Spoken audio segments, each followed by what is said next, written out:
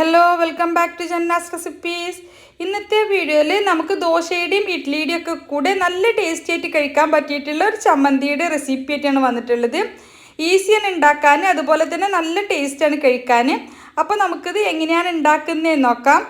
പിന്നെ വീഡിയോ കണ്ടുകൊണ്ടിരിക്കുന്ന സമയത്ത് നിങ്ങൾക്ക് ഈ റെസിപ്പി ഇഷ്ടമാവുകയാണെന്നുണ്ടെങ്കിൽ ഒന്ന് ലൈക്ക് ചെയ്ത് സപ്പോർട്ട് ചെയ്യാൻ വേണ്ടിയിട്ട് മറക്കരുത്. അതുപോലെ തന്നെ ചാനൽ ആദ്യമായിട്ടാണ് കാണുന്നതെങ്കിൽ ചാനലൊന്ന് സബ്സ്ക്രൈബ് ചെയ്യാനും ഫോളോ ചെയ്യാനും കൂടി മറക്കരുത്. അപ്പോൾ ഈ ചട്നി ഉണ്ടാക്കാനായിട്ട് ഞാൻ ആദ്യം ഒരു പാൻ ചൂടാക്കാൻ വേണ്ടി വെച്ചിട്ടുണ്ട്. അതിലേക്ക് ഒരു 2 ടേബിൾ സ്പൂൺ വെളിച്ചെണ്ണയാണ് ഒഴിച്ച് കൊടുത്തിട്ടുള്ളത്. ഇതിലേക്ക് ഒരു 1/4 കപ്പ് കടല ഇട്ട് കൊടുത്തിട്ടുണ്ട്. നിലക്കടലയാണ്, പീനട്ട്. അതിൻ്റെ തൊലി കളഞ്ഞതാണ് ഞാൻ എടുത്തിട്ടുള്ളത്. തൊലിയോട് കൂടിയിട്ടുള്ളതായാലും കുഴപ്പമൊന്നുമില്ല. ഇത് നമുക്ക് ആദ്യം നന്നായിട്ടൊന്ന് റോസ്റ്റാക്കി എടുക്കണം. ഇത് നന്നായിട്ടൊന്ന് റോസ്റ്റായിട്ട് വരുന്ന സമയത്ത് നമുക്കിതിലേക്ക് ഒരു 2-3 അല്ലി വെളുത്തുള്ളി ചേർത്ത് കൊടുക്കാം. പിന്നെ ഒരു 1/2 ഇഞ്ച് പീസ് ഇഞ്ചി ചെറുതായിട്ട് കട്ട് ചെയ്തിട്ട് അതുകൂടി ചേർത്ത് കൊടുക്കുന്നുണ്ട്.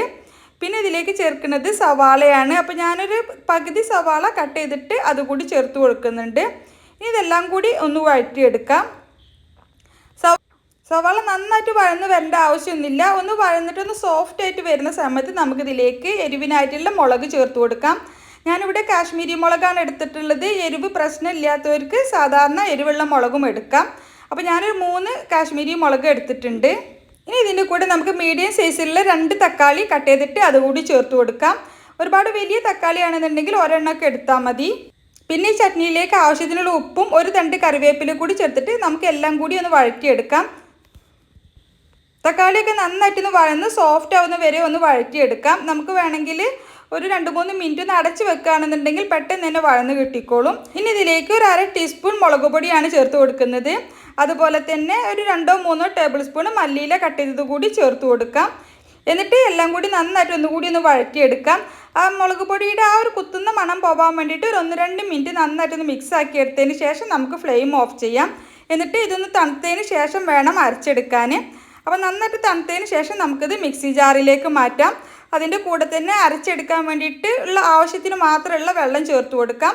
ആദ്യം അരച്ച് നോക്കുക. പിന്നെ ഒരു 2-3 ടേബിൾ സ്പൂൺ വെള്ളവും കൂടി ചേർത്തിട്ട് നന്നായിട്ടൊന്ന് അരച്ചെടുക്കാം. ഇനി നമുക്കിതൊന്ന് താളിച്ചെടുക്കാനായിട്ട് ഒരു പാനിലേക്ക് കുറച്ച് വെളിച്ചെണ്ണയാണ് ഒഴിച്ച് കൊടുത്തിട്ടുള്ളത്. കുറച്ച് കടുകിട്ട് പൊട്ടുമ്പോൾ ഒരു തണ്ട് കറിവേപ്പില കൂടി ഇട്ട് കൊടുക്കുന്നുണ്ട്. എന്നിട്ട് ഒന്ന് മിക്സ് ആക്കി എടുത്തതിന് ശേഷം നമുക്കിതിലേക്ക് നമ്മൾ അരച്ച് വെച്ചിട്ടുള്ള ചട്നി ചേർത്ത് കൊടുക്കാം. മിക്സി ജാറിലേക്ക് ഒരു 1/4 കപ്പ് വെള്ളവും കൂടി ചേർത്തിട്ട് അതുകൂടി തിരിച്ചൊഴിക്കുന്നുണ്ട്. ഒരുപാട് വെള്ളം ചേർത്തിട്ട് ലൂസായിട്ടുള്ളൊരു ചട്നിയല്ലേ ഇത്. കുറച്ച് തിക്കായിട്ട് ഒരു ചമ്മന്തിയുടെ ഒക്കെ കൺസിസ്റ്റൻസിയിലുള്ള ഒരു ചട്നിയാണ്. അപ്പോൾ അതിനനുസരിച്ചിട്ട് കുറച്ച് മാത്രം വെള്ളം ചേർത്ത് കൊടുത്താൽ മതി. എന്നിട്ട് എല്ലാം കൂടി നന്നായിട്ടൊന്ന് മിക്സാക്കി എടുക്കുക. ഒരുപാട് സമയം മിക്സാക്കി ചൂടാക്കേണ്ട ആവശ്യമൊന്നുമില്ല. നന്നായിട്ടൊന്ന് മിക്സാക്കി എടുത്താൽ പിന്നെ നമുക്ക് ഫ്ലെയിം ഓഫ് ചെയ്യാം.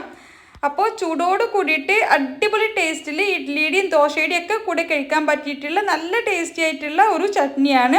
ഇതുവരെ ഇതുപോലെ ട്രൈ ചെയ്ത് നോക്കിയിട്ടില്ലെങ്കിൽ തീർച്ചയായിട്ടും ട്രൈ ചെയ്ത് നോക്കുക. എന്നിട്ട് നിങ്ങളുടെ അഭിപ്രായം കമൻ്റായിട്ട് അറിയിക്കുക. നിങ്ങൾക്ക് ഈ റെസിപ്പി ഇഷ്ടമായെങ്കിൽ ഒന്ന് ലൈക്ക് ചെയ്ത് സപ്പോർട്ട് ചെയ്യാൻ വേണ്ടിയിട്ട് മറക്കരുത്. അതുപോലെ തന്നെ ചാനലൊന്ന് സബ്സ്ക്രൈബ് ചെയ്യാനും ഫോളോ ചെയ്യാനും കൂടി മറക്കരുത്. അപ്പോൾ ഇൻഷാ അല്ലാഹ് മറ്റൊരു അടിപൊളി റെസിപ്പിയുമായിട്ട് നമുക്ക് വീണ്ടും കാണാം. Thank you for watching.